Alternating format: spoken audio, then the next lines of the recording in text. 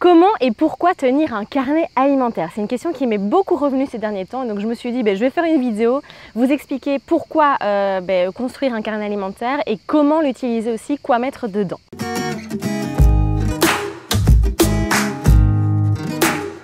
Salut les amis, j'espère que vous allez bien. Alors aujourd'hui on se retrouve pour parler ensemble de comment et pourquoi, donc comment créer un carnet alimentaire. C'est un outil que j'utilise énormément en coaching, que je conseille souvent de mettre en place pour justement, on va voir pourquoi. Mais en tout cas c'est très utile, c'est un outil assez puissant pour pouvoir nous permettre de voir l'évolution, de pouvoir construire son mode alimentaire qui nous convient, parce que vous savez que nous sommes tous différents. Bon, je me fais attaquer par les moustiques dans tous les sens, c'est un peu la cata, donc vous inquiétez pas si parfois j'ai un petit spasme. Donc c'est un outil, comme je le disais, que j'utilise beaucoup, que je conseille souvent dans mes séances de coaching individuelles. Pourquoi? Parce que le fait de tenir un carnet alimentaire va vous permettre d'observer votre évolution dans votre changement d'alimentation. On va vraiment pouvoir observer ce qui fonctionne, ce qui ne fonctionne pas, observer aussi la qualité du sommeil, de la digestion et autres. Vous verrez, je vous donnerai vraiment toutes les caractéristiques par la suite. Et puis par exemple, si vous avez aussi des troubles de la digestion, des intolérances alimentaires, des allergies ou autres, ça permet vraiment de mettre le doigt sur la sensibilité alimentaire. Parce que bon, on sait que les tests d'intolérance ne sont pas toujours très fiables. Et donc le fait de tenir ce carnet, ça va vous permettre de vraiment cibler l'aliment qui pose problème, en tout cas s'il y en a. Ça va vous permettre également de pouvoir vraiment comprendre votre digestion, de l'observer, de voir comment réajuster pour pouvoir l'améliorer aussi par la suite. Et donc ça va être important d'observer ses selles, d'observer combien de fois on va à la selle justement par jour, d'observer, donc c'est pas très glamour hein, mais bon c'est vraiment très important, ça indique vraiment notre état de santé finalement. Et puis le fait surtout de tenir ce carnet alimentaire, en fait, vous savez que nous, en tant que coach, on est là pour vous aiguiller, pour vous accompagner, pour vous outiller. Mais trouver son alimentation qui nous convient, c'est un travail très personnel, d'introspection vraiment personnelle, de suivi. Et donc le fait de tenir ce carnet va vous permettre de construire votre propre liste d'alimentation, votre propre liste d'aliments, pardon, qui fonctionne pour vous. Parce que voilà, on a tendance à suivre les régimes, le régime du voisin, le régime d'un tel, le mode d'alimentation qui est à la mode, alors que voilà, peut-être que ça ne fonctionne pas pour nous-mêmes. Donc ici, avec cet outil, vous allez vraiment pouvoir vous créer votre mode d'alimentation sur mesure. Et puis, ça permet aussi de prendre conscience de ces différents comportements alimentaires.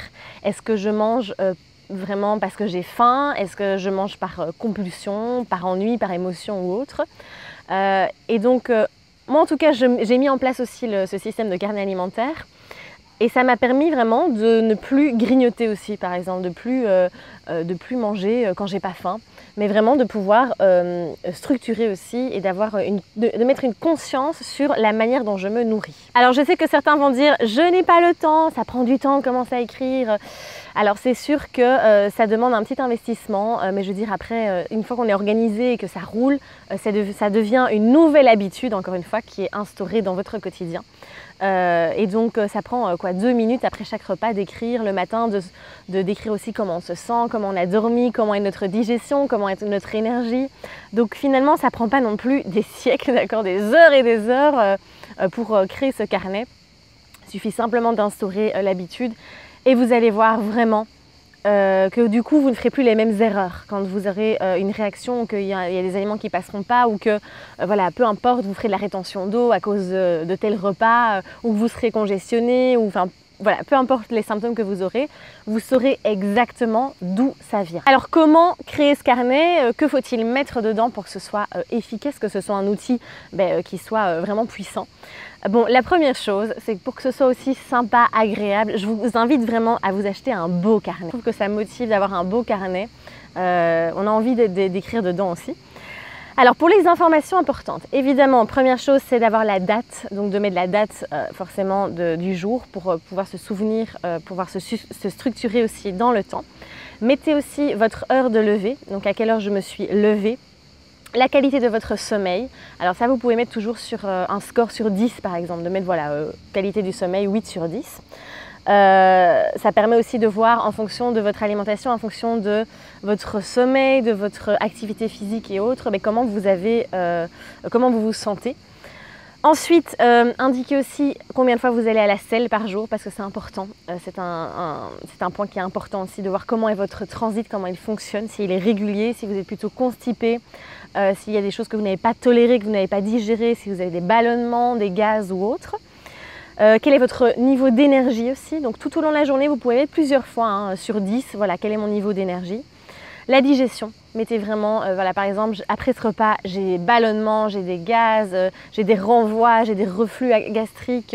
Donc c'est important aussi de noter tous ces détails, ça va vraiment vous permettre de savoir ce qui pose problème.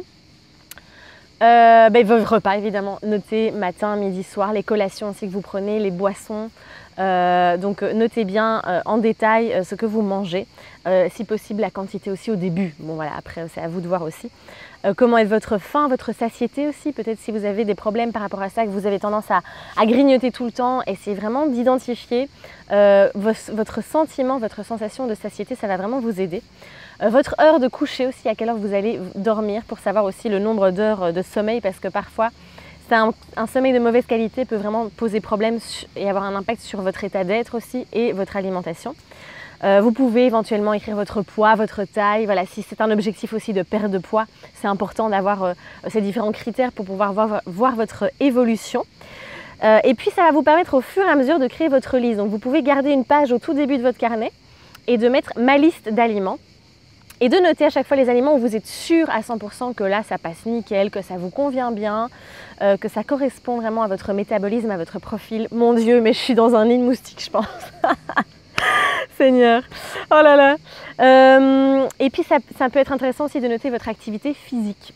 Donc si aujourd'hui vous avez fait du sport, si vous avez fait de la marche, si aujourd'hui vous n'avez pas fait de sport ou que vous êtes reposé, peu importe. Mais notez ces petits détails parce que vous verrez que ça aura un impact. Alors ça paraît beaucoup quand je vous dis comme ça, mais je vous assure que c'est vraiment un outil qui est très puissant, qui permet vraiment aussi de se reconnecter à soi, de réapprendre à se connaître et de réapprendre à apporter au corps ce dont il a vraiment besoin. Voilà, n'hésitez pas en tout cas si vous avez la moindre question, vous pouvez la poser dans les commentaires juste ici en dessous, à partager aussi votre expérience ou vos petites astuces, vous savez que c'est toujours le bienvenu. Je vous dis à très vite en tout cas, prenez bien soin de vous et osez briller. Je vous embrasse.